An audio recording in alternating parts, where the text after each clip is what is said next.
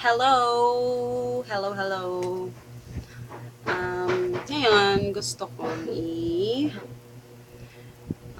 mag-review about sa kung maganda bang bumili dun sa mga murang mga tindahan like mga nitap, kahit yung mga murang mga tindahan talaga yung usually mga made in China, ganun. Pero meron mga made in China na talagang matitibay. Pero usually, usually sa mga bangketa, sa mga ganun, medyo, medyo flop yung iba. So, yun. So, ito lang, based on my experience lang to ha. Kung sa inyo, maganda naman yung experience nyo dun sa mga tindahan na yon. So, give me comments below para malaman ko din kung maganda nga talaga, diba? So, para matry ko din. So, ito, it's just based on my experience. So, let's start. Toothpaste, number one. Sasabihin ko lang yes or no and maybe. So, it's toothpaste. Well, for me, it's a no. Well, meron naman sila mga tindahan ng mga, kagaya nito, mga Colgate, mga Close-Up, yung mga branded na mga toothpaste. But then, meron din silang mga tindang mga toothpaste na mga made in China na hindi mo maintindihan kung ano yung mga nakasulat doon kasi walang mga, walang, ano bang tawag doon? Translation na English, gano'n. So, hindi mo alam kung ano yung nakalagay. So, dapat aware kayo kung ano yung mga, kasi syempre, toothpaste yun. So, kailangan dapat alam mo talaga kung ano yung laman, diba? So, yun. Toothpaste is a no. Next, batteries. Kagaya nito, syempre kung nagtitipid ka talaga, well, mga ganitong klase mga batteries sa akin talaga before yung talagang walang-wala. Talagang mahal na mahal talaga ito. No, no. Mahal na mahal. Gabing mahal na mahal. Talagang hindi ko afford ang ganitong mga batteries before yung as in walang-wala talaga. But then, I have a bad experience. Kanilang meron kasi mga batteries na mga made in China din na ano siya, ang tawag doon, yung mga imitation, na try na namin yun. Talagang madali siyang ma-weak, especially mga toys sa mga bata. Pag yun ang ginagamit, madali siyang mawi-weak. Tapos, we have a bad experience din sa aming wall clock na yung husband ko, munti ka ng malate kasi yun nga, bagong-bago pa nga yung binili namin na batteries, tapos biglang nag-weak. So, yun, na-late. So, ngayon, hindi na kami bumibili talaga ng ganon. So, batteries, it's a no-no. But, meron silang tinda na ganito. Ngayon, mga Everready, mga Energizer, ganon. Meron silang mga tinda na ganito.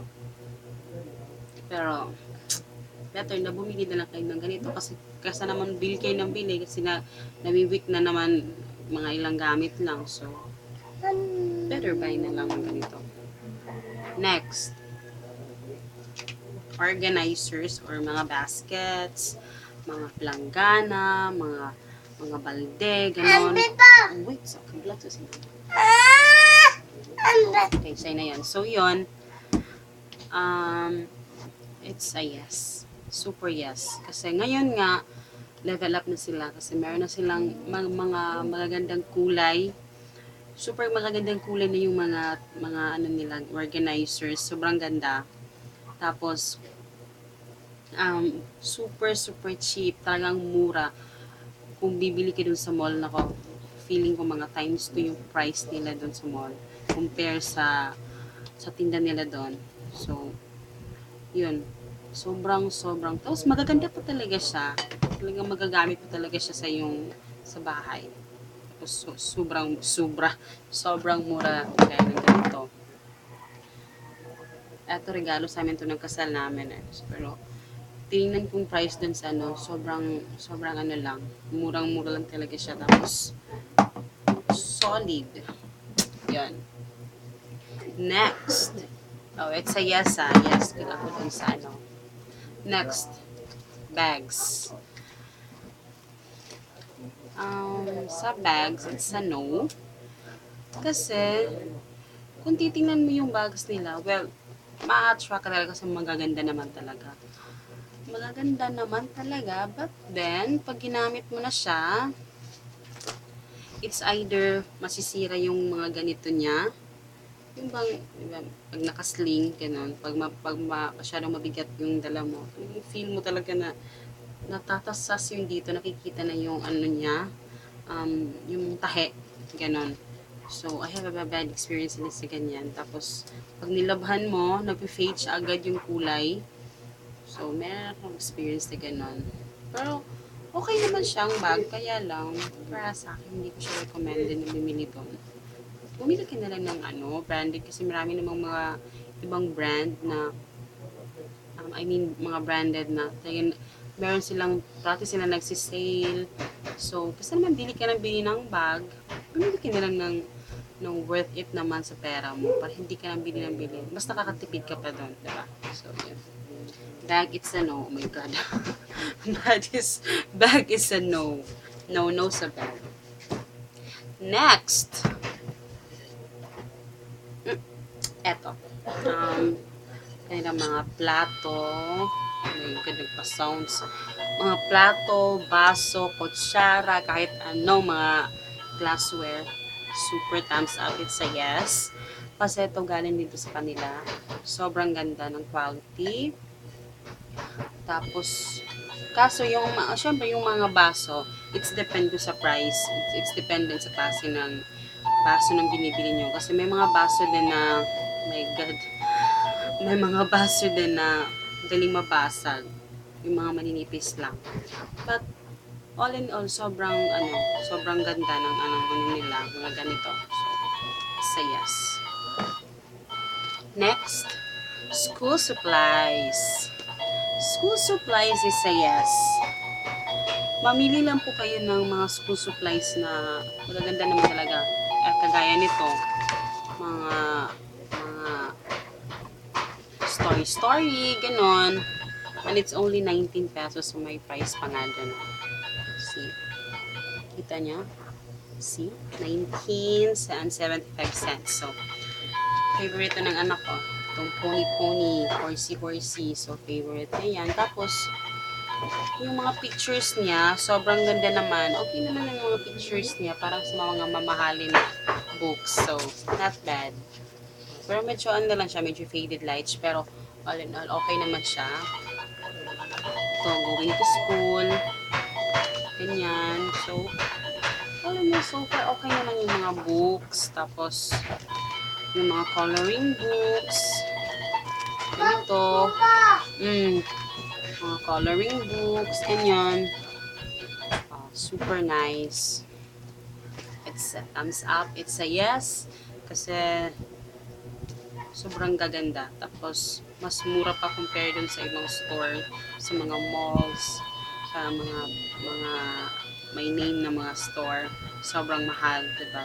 So, mas maganda na bumili kayo doon sa yung mga blackboard, yung mga abot-abubot ng mga bata doon.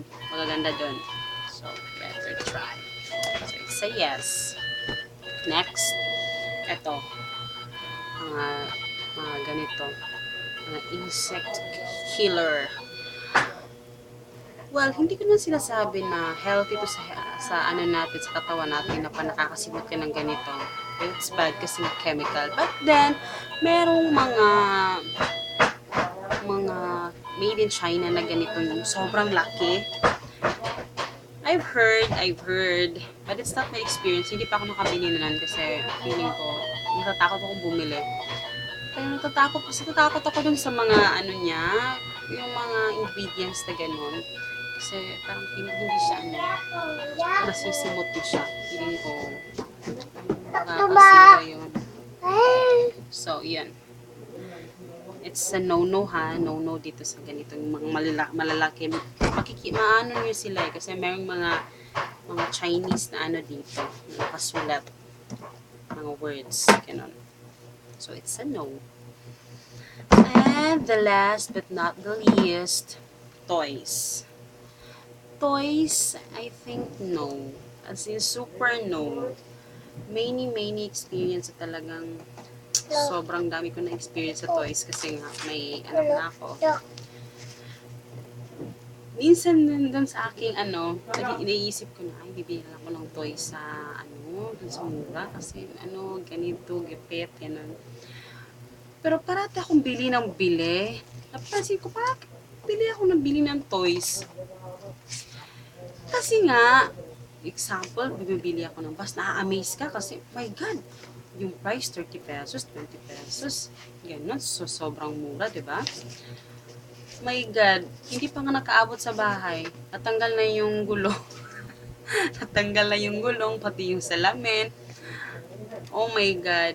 Well, syempre bata pa siya, nilalaro pa rin niya kahit wala nang gulong. Pero nakikita mo kasi dun sa kung anong klaseng material ay yung kasi manipis compared dun sa mga mahal na mga toys.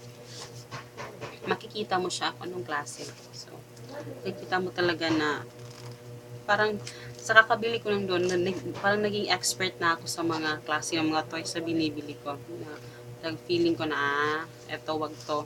Madali itong masira. Kaya, ilang beses na akong bumili doon ng talagang lahat sira. Parang walang natira.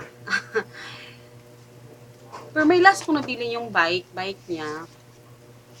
Well, okay naman siya, but then meron din nasira din kaagad yung iba. Pero okay naman siya kasi nagagamit pa rin naman niya.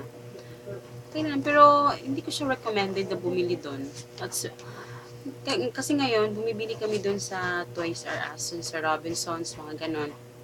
Kasi, feeling ko, mas nakakasave kami doon kasi bumibili kami ng toys na hindi naman siya mahal, pero may brand. May naman mga mura na branded. Tapos, hindi ka bili ng bili. Hindi siya madaling masira kasi mas nagagamit pa niya na matagal. So, yun. Yun yung basic experience ko. So, yun na naman yung akin. It depends sa iyo kung ganda naman experience mo sa mga toys doon sa mga murang Kasi ako talaga suki ako doon sa mga nila, sa mga mura kasi lumaki ako na doon talaga bumibili.